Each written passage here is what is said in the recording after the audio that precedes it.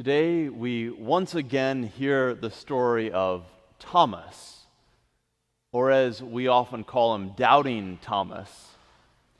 By the way, what a bad nickname to get stuck with for 2,000 years, Doubting Thomas.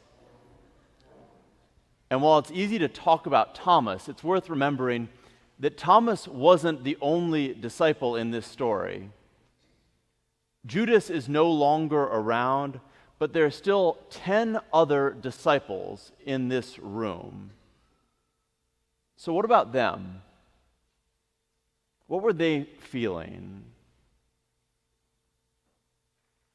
Today I want us to imagine together that we're among those 10. Jesus has just died. We're gathered together, doors bolted, shades drawn, trying to keep our heads down, worried that we might be the next to be crucified. And then Jesus shows up.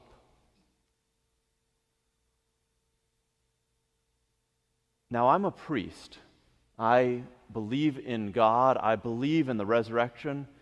But I have to tell you, if someone who I buried last week showed up in my living room this evening, I would not be saying the Nicene Creed. I'd be calling 911. And when these disciples saw Jesus, I'm not even sure that they really recognized him right away. After all, after the resurrection, there was something different about Jesus. Mary thought he was a gardener when he appeared to her at the empty tomb. And the disciples on the road to Emmaus, they didn't recognize Jesus until they sat down for a meal together. So I've got to wonder if in this upper room, after Jesus left and after the room became quiet again, if it was possible that one of the disciples looked at another and asked, "Did that really happen? Was that really Jesus?" And I imagine at least one of the disciples must have thought to himself, "We can't tell anyone about this. They're going to think we're crazy." But friends, our faith calls us to speak and to act sometimes, even when that entails risk or vulnerability. Now, I don't know where Thomas had run off to the first time Jesus appeared, if he'd gone down maybe to Publix to get some sweet tea, or maybe he just needed some air. But regardless of where he went, when he came back, there were 10 wide-eyed disciples, not whispering but shouting, "We saw him." That is what a witness does. They don't surrender to their fear or keep their mouths shut. A witness tells the truth about what they have seen and what they've experienced in their own life. But this isn't the end of the story for Thomas. Jesus shows up again, this time for him.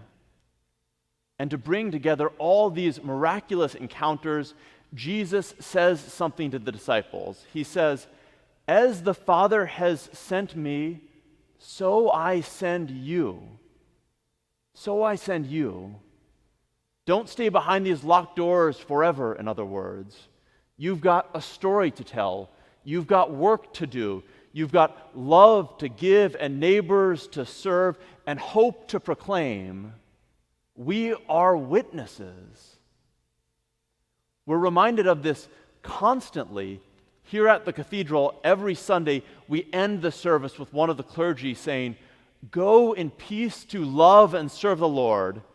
And what do we shout back? "Thanks be to God." I want to clarify, we're not saying, "Thanks be to God, this service is over." We're not saying anything like that. We're saying, thanks be to God that God has given us work to do, to love and to serve.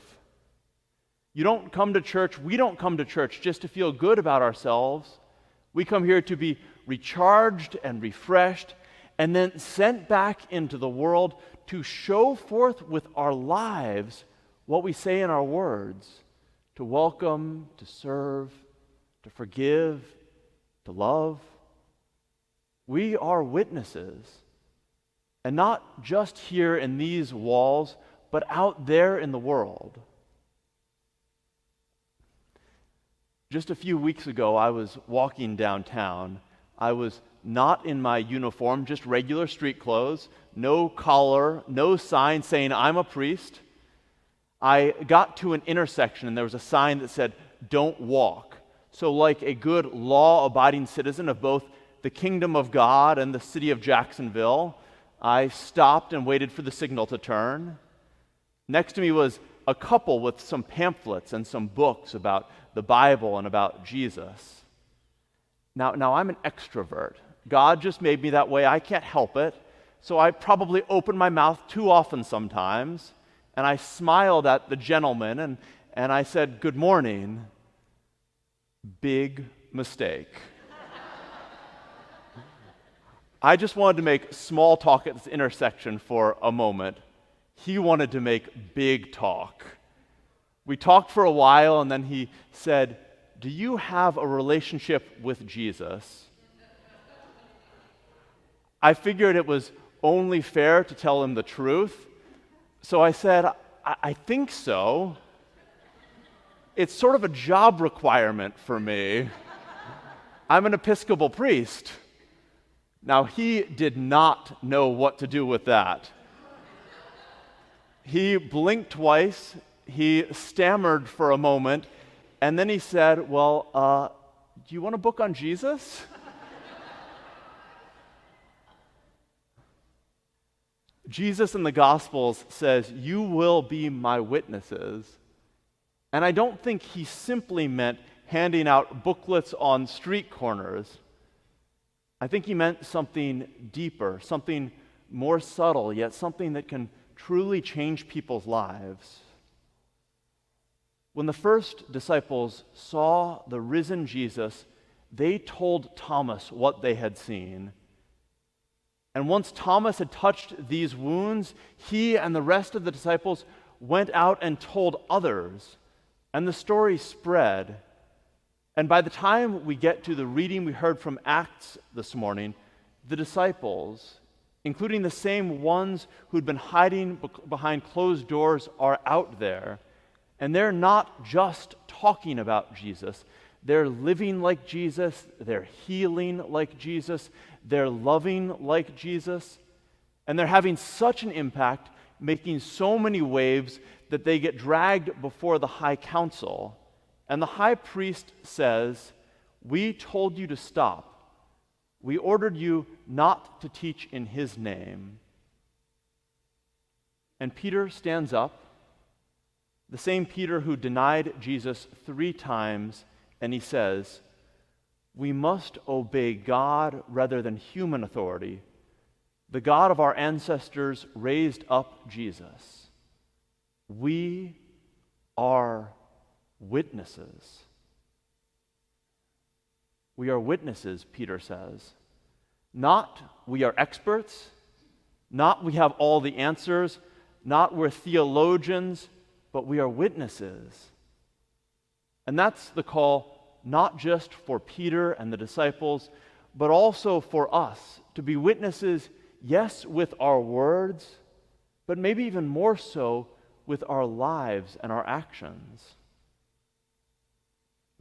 Now, since I'm the one preaching, and since you're the ones, at least so far, politely listening in the pews, please allow me to take a brief detour. I know I'm supposed to talk about the Bible when I'm up here, but I need for a moment to tell you about one of the best books I've read in the last couple of years. It was called Remarkably Bright Creatures, and it was narrated, of all things, partially by an octopus. The last 15 pages, however, were so beautiful that I ended up in my living room literally crying about an imaginary cephalopod. When a book touches me like that, I tell people about it. And then I oftentimes go and buy an extra copy of that book, and I hand it to someone, and I say, "You need to read this." It turns out that I'm handing out books just like the guy on the street corner. One of my favorite restaurants is called 13 Gypsies. Have you ever been there? It's a tiny place, sort of a hole in the wall, maybe 6 or 7 tables. It doesn't look like much from the outside, and frankly, it doesn't look like much from the inside either. The vibe is quirky. The service can be rather slow, but the food, it is to die for. Last time I was there, I had these little bits of potato that were deep fried in duck fat, and after I took my first bite, I think I had a spiritual experience. But here's the thing, I don't just tell people about 13 Gypsies, I invite them. I say, come with me, you have got to try this place. In other words, I'm inviting people to join me at a place where I've had a spiritual experience. The truth is, I've been witnessing, because witnessing is telling people about what matters to you, but it's also living in a way that people see what really matters to you before you even open your mouth. So let me ask you a question. Has your faith brought you peace?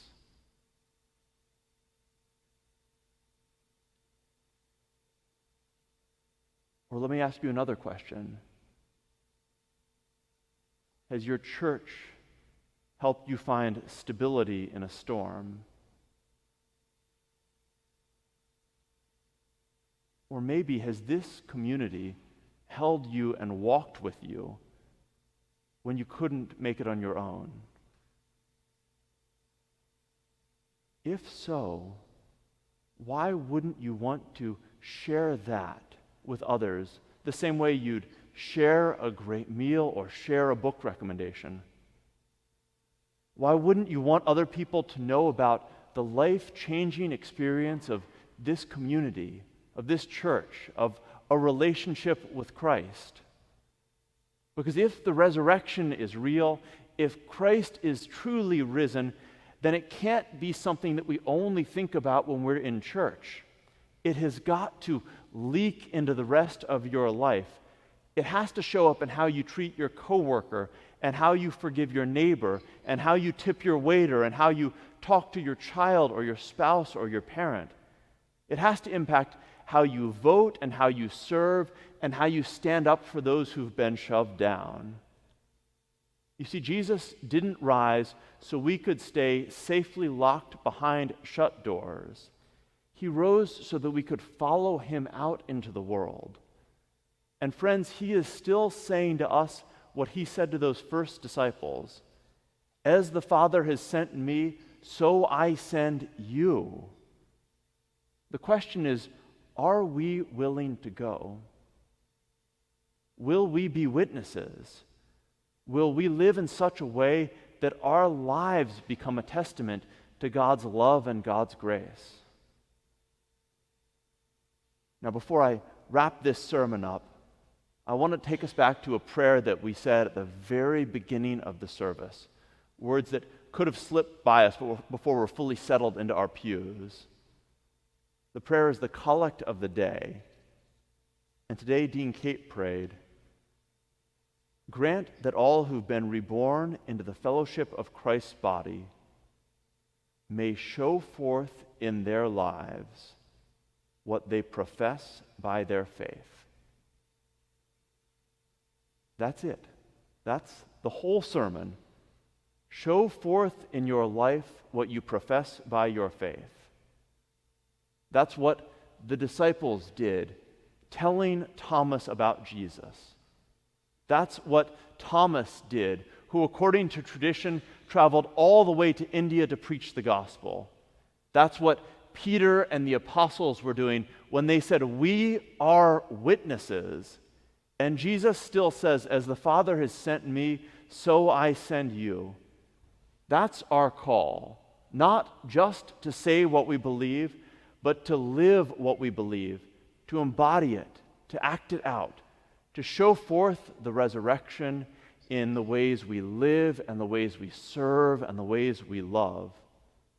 The collect says it plainly, the gospel shows it clearly, and the risen Christ sends us to live it boldly. So, will we repeat after Peter and the other apostles? Will we also say, we are witnesses? We are witnesses. Amen.